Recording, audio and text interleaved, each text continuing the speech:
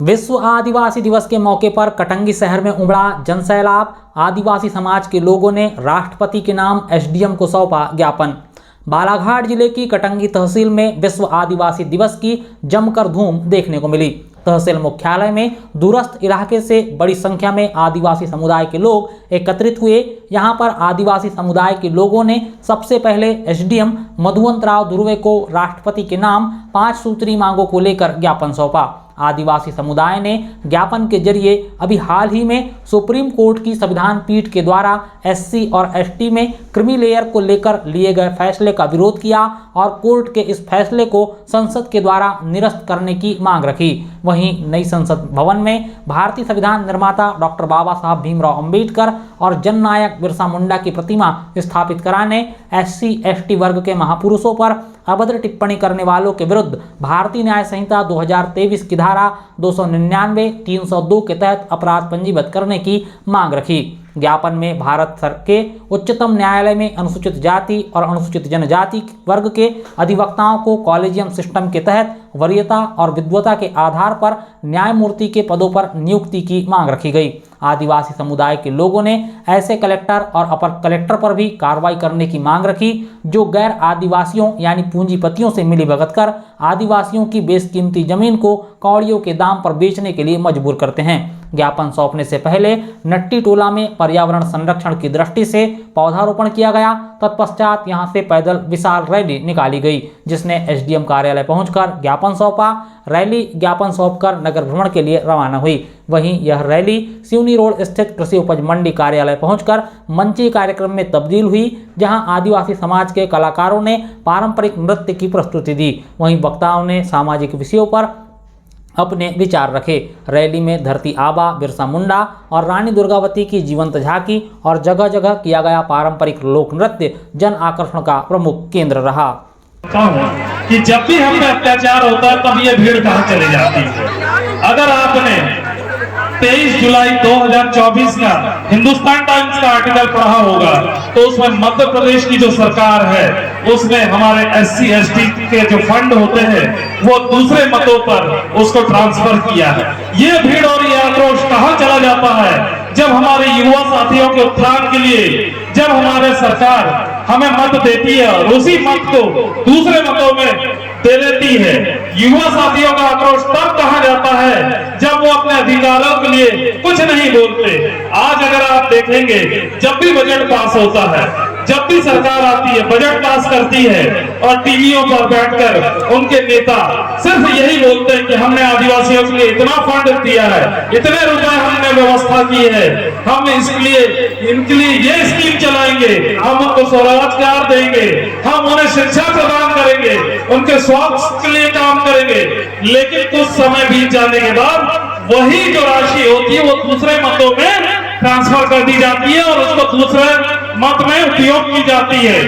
आज हमारे जितने भी युवा साथी हैं सिर्फ नेट पे इंटरनेट पे क्या देखते हैं, रील्स देखते हैं। कभी ये नहीं देखते कि हमारे मतों का हमारे अधिकारों का हनन कैसे हो रहा है।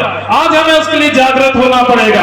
आखिर ये राज्य सरकार को यह अधिकार किसने दिया कि हमारे युवा साथियों के रोजगार पर राशि, शिक्षा की राशि वो दूसरे मतों में, अरे उन्हें मंदिर मस्जिद बनाना है, उन्हें दूसरी व्यवस्था करनी है, उन्हें रोड सड़क बनानी है तो उसके लिए मत लेना दूसरे जगह से।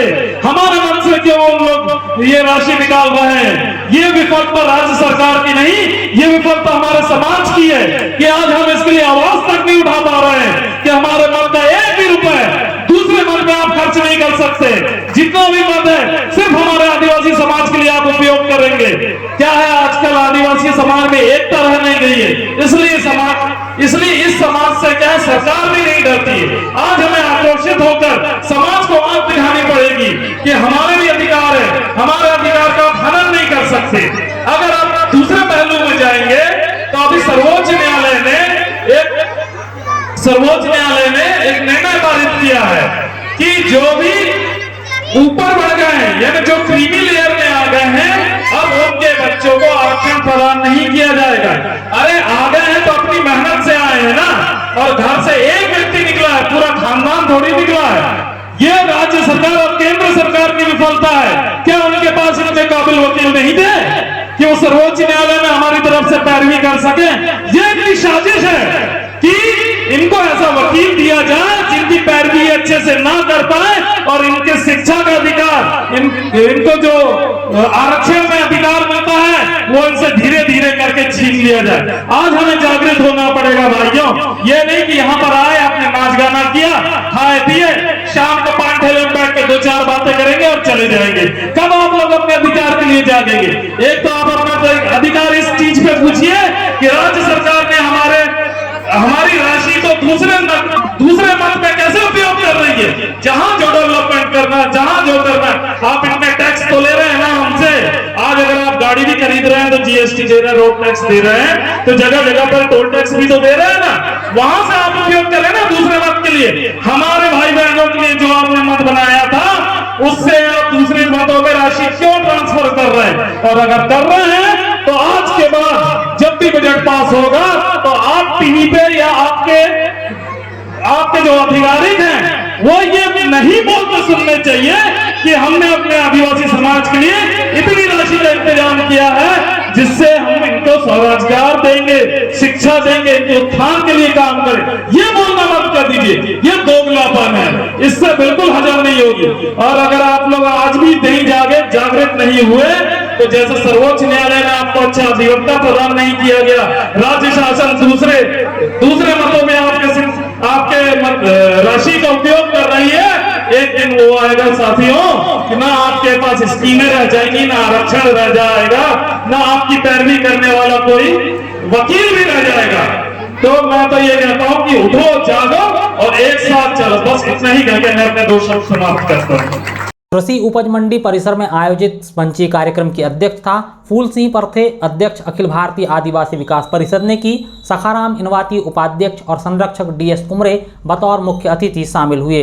डीडी बाड़ीवे, अनुविभागीय अधिकारी सिंचाई विभाग, जिला बौद्ध संघ जिला अध्यक्ष अधिवक्ता संजय खोबरागड़े, सेवानिवृत्त इंजीनियर हेमू कुमरे, नितिन कुमरे, गोंडवाना महासभा अध्यक्ष मदन लाल अड़मे, अखिल आदिवासी कोल समाज केंद्रीय उपाध्यक्ष दीपक कटौते, आदिवासी गोवारी समाज ब्लॉक अध्यक्ष अशोक कारसरपे, यशवंत टेकाम, गोविंद सेंद्रे, पार्षद मितेश कुमरे, कपिल मेश्राम, हीना मानकर, राखी उइके, राजकुमारी खंडाते, सीमा इनवाती, सबनम खंडाते, सीमा कुमरे, मनोज उइके, रामकृष्ण परते, जीतू उइके, मंगल सिंह चिचाम, हमीलाल मड़ावी, राजकुमार मरसकोले, सुरेंद्र गजबिये बतौर विशेष अतिथि शामिल हुए। बाबा साहब अम्बेडकर की जयंती के बाद यदि कोई त्योहार मनाया जाता है वो विश्व मूल निवासी आदिवासी दिवस होता है।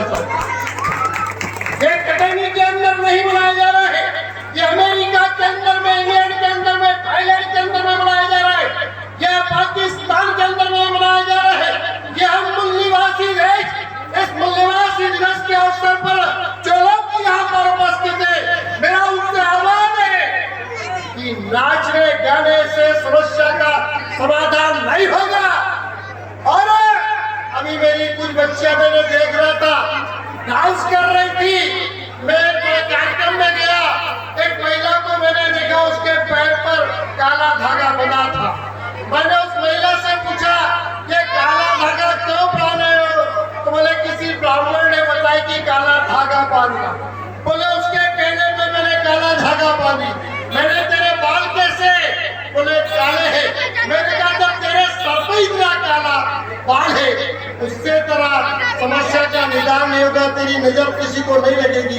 ये काले धागे बांधने से किसी को नजर नहीं लगेगी, ये काले धागे बांधने से कोई नजर किसी को नहीं लगती और नहीं हटेगी। अब नजर क्या लगी है ये आपको समस्या कर रही है। ये समस्या क्या है? नजर लगने की। तो इस देश के अंदर में बाबा साहब अम्बेडकर ने इस देश की व्यवस्था को जो दिलाने का काम करा, वो क्या किया बाबा साहब अम्बेडकर ने? मनुस्मृति को जलाए। और मनुस्मृति को इसलिए जलाए कि इस देश के अंदर में जो 5000 सालों की जो दास्तां के जंगल थे, आप जंगल में थे और हम अप्रसन्न थे। आप जंगल में रहकर जीवन यापन कर रहे थे, हम समाज के बीच में रहकर, समाज से दूर रहकर जीवन यापन कर रहे थे। हम अछूत कहलाए, आप अछूत कहलाए, लेकिन आदिवासी कहकर आपको जंगल में रहने का मौका मिला। लेकिन इस व्यवस्था को बाबा साहब अम्बेडकर ने जब संविधान लिखने का मौका मिला तो बाबा साहब अम्बेडकर ने हमें मौलिक अधिकारों को तो दिए, लेकिन अनुसूचित जाति जनजाति और पिछड़ा वर्ग के लिए लोगों के लिए अनुच्छेद 340, 341 और 342 लिखी। क्या है 341, 342? 341 और 342 के तहत हमारे चपरासी से लेके कलेक्टर यदि कोई बनता है धर्म का व्यक्ति और यदि कोई बनता है शेड्यूल कास्ट का व्यक्ति, वो किसी के रहम और करम पे नहीं है, वो बाबा साहब अम्बेडकर के रहम और करम पे है। तो बाबा साहब अम्बेडकर के रहम और करम पे है। तो बाबा साहब अम्बेडकर की आरक्षण की व्यवस्था के चलते कि समाज का जागरूक होने का काम किए, शिक्षा में गए, नौकरी में गए, और जब नौकरी में जाने के बाद महापुरुषों के आंदोलन को बढ़ाने के लिए जब पढ़ा लिखा व्यक्ति इस समाज को उजागर करने के लिए अपना तन धन देने लगा, उन्हें लगने लगा कि जब बिरसा मुंडा के लोग जाग जाएंगे तो अंधभक्ति प्रकृति पूजन होंगे और बाबा साहब अम्बेडकर को जान जाएंगे। तो बाबा साहब अम्बेडकर को जान जाएंगे तो कानूनों को मानेंगे, और जब कानूनों को मानेंगे तो मंदिर का घंटा कोई नहीं हिलाएगा। ऐसी व्यवस्था बाबा साहब अम्बेडकर ने की। तो जब मंदिर का घंटा कोई नहीं हिलाएगा और जब मंदिर में कोई नहीं जाएगा, तो ऐसे समय पर सुप्रीम कोर्ट ने क्या किया, एक अनुसूचित जाति जनजाति को बांटने के लिए काम किया। ये षड्यंत्र क्या है कि जो कलेक्टर बनेगा, एक ही बार कलेक्टर बना रहे भैया, ये कुबरे जी आपके परिवार में पहली बार जज बने। ये व्यवस्था की आज के बाद इनके परिवार से कोई जज नहीं बनना चाहिए, ये व्यवस्था है। जो बाबू बन गया, जो एसडीएम बन गया, तहसीलदार बन गया, आने वाले समय में इनके परिवार से कोई तहसीलदार और बाबू ना बने, ये व्यवस्था। मतलब हमारे बीच में एक विभाजन करने का काम किए। ये विभाजन करने का क्या षड्यंत्र है? जो शेड्यूल कास्ट का पढ़ा लिखा व्यक्ति है वो बाबा साहब अम्बेडकर की जयंती में चंदा देता है, वो जो ट्राइब का पढ़ा लिखा व्यक्ति है वो विश्व आदिवासी दिवस और बिरसा मुंडा की जयंती पर वो अपना दान करता है। और ये समाज का पढ़ा लिखा व्यक्ति और नौकरी पैसे में नहीं होगा तो विश्व आदिवासी दिवस आने वाले 10 सालों में नहीं होगा, बाबा साहब अम्बेडकर की जयंती आने वाले 10 सालों में नहीं हो पाए। ऐसा षड्यंत्र करने का काम किए। तो षड्यंत्र करने का जो उन्होंने काम किया है तो उसको खत्म कैसे किया जाएगा, ये एक बात है। यह प्रश्न है, यह प्रश्न ये है कि कुबरे साहब कि बाबा साहब अम्बेडकर ने नौकरियों की आरक्षण की व्यवस्था करी तो क्या करी, 341, 342 के तहत तो किए, लेकिन अनुच्छेद 330 और 332 के तहत इस देश के अंदर में 141 सांसद है और पूरे देश में 1050 विधायक है।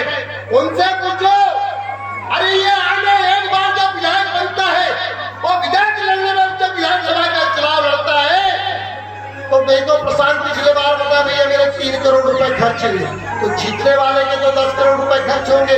हमारे समाज में 10 करोड़ रुपए खर्च करने वाला कोई व्यक्ति नहीं है, लेकिन शेड्यूल कास्ट और शेड्यूल ट्राइब रिजर्वेशन का जो व्यक्ति संसद के अंदर में जाता है और विधानसभा में जाता है तो वो अपने आप में करोड़पति होता है। जो सुप्रीम कोर्ट ऐसा निर्णय नहीं लेती कि ये जो जितने भी सांसद बने हैं, जो जितने भी विधायक बने हैं, आने वाले समय में ये रिजर्व सीट से विधानसभा का चुनाव नहीं लड़ेंगे, ये रिजर्व सीट से लोकसभा का चुनाव नहीं लड़ेंगे, ऐसा निर्णय नहीं ले रही है। ऐसा क्यों निर्णय नहीं ले रही है? अरे वो तो एक बार बनते हैं और 5 पीढ़ी की वो व्यवस्था करा रहे हैं, लेकिन ये पुराना एक्ट की नाजायज औलाद है, ये पुराना एक्ट की नाजायज औलाद है। जब बाबा साहब अम्बेडकर के बड़ा बहुत मुश्किल से पुराना एक्ट का सौदा किए, इसलिए कि समाज को बचाने के लिए, फिर भी जब संविधान लिखने का मौका मिला तो बाबा साहब अम्बेडकर ने आपको भी अधिकार दिए और हमको भी अधिकार दिया। अब क्या हुआ, ये जो ट्राइब के लोग बैठे हैं, मैं आपको बता देना चाहता हूँ, और जो शेड्यूल कास्ट के लोग बैठे हैं, बाबा साहब अम्बेडकर ने अनुसूचित जनजाति के उत्थान के लिए ये आरक्षण की तो व्यवस्था कराई, लेकिन ये समाज उत्थान करे, इसलिए बाबा साहब अम्बेडकर ने अनुच्छेद 275 लिखे। इसलिए लिखे कि ये जो जंगल में रहने वाला समाज है ये प्रगति कैसे करेगा, इसलिए अलग संचित निधि की व्यवस्था बाबा साहब अम्बेडकर ने करे। उसके बाद अनुसूचित जाति आयोग, अनुसूचित जनजाति आयोग बना। इस देश के अंदर में अनुसूचित जाति जनजाति वर्ग के लोगों के लिए एक अलग से उनके उत्थान की व्यवस्था करने का जो आयोग ने काम किया, जो संस्कार बजट लेके आती थी, आप क्या लेके आई है?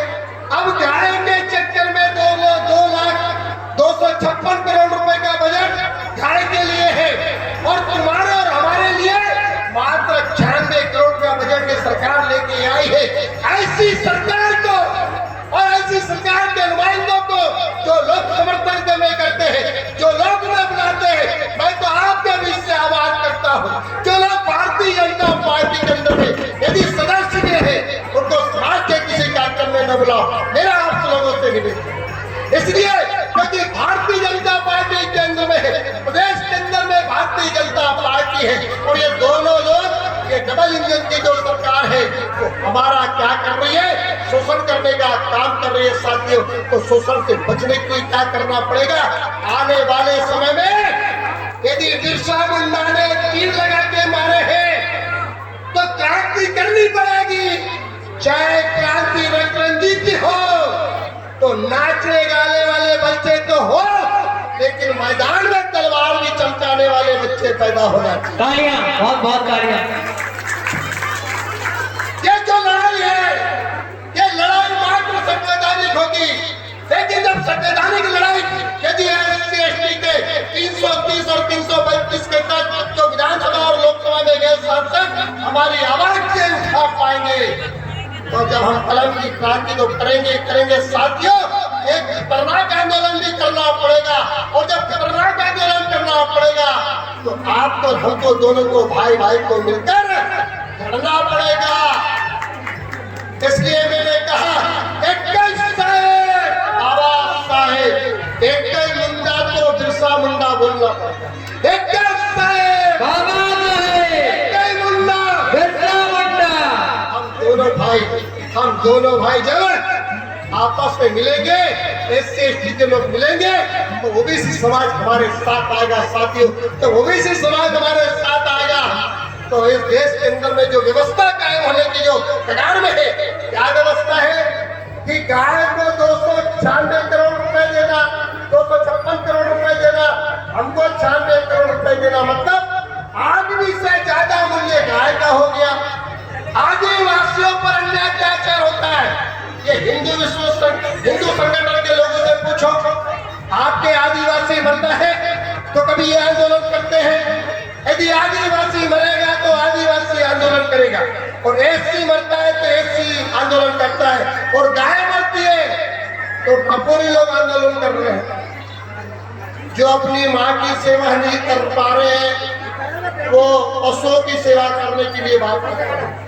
अरे उनकी माँ देखो घरों में जाके वो लोगों के व्यवस्था के ब्राह्मणवादी व्यवस्था के चलते जो लोग हैं हमारे लोगों को शराब पिलाने का काम करते हैं, उठाने का काम करते हैं और वही लोग हमारे बीच में आके साथियों हमारे बीच में फुटबॉल करने का काम करते हैं। मेरा आप लोगों से निवेदन है, हमने 5 सूत्री मांगे करी है। क्या मांगे कि जो अभी जो सिस्टम जो सुप्रीम कोर्ट ने निर्णय दिया उसको राष्ट्रपति द्रौपदी मुर्मू से हमने एक ज्ञापन के माध्यम से कहा कि निर्णय को आप निरस्त करें। दूसरा हमारा ये ज्ञापन में था कि बाबा साहब अम्बेडकर की जो प्रतिमा थी वो संसद के अंदर में थी। अभी नए संसद के अंदर में बाबा साहब अम्बेडकर की प्रतिमा लगानी चाहिए। ये नहीं हमने ये कहा इस ज्ञापन के माध्यम से आज के दिन कि बिरसा मुंडा की मूर्ति संसद के अंदर में लगानी चाहिए।